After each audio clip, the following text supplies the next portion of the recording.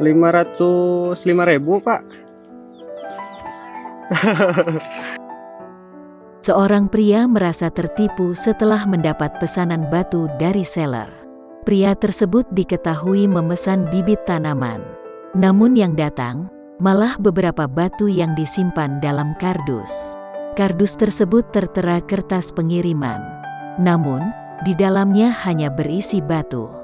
Videonya pun viral di media sosial. Salah satunya diunggah oleh akun Instagram @terang_media, Kamis tanggal 11 November tahun 2021.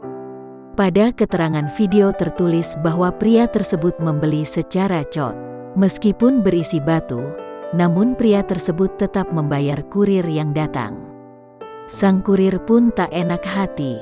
Namun, pria tersebut tetap ingin membayar uang cot paket yang berisi batu.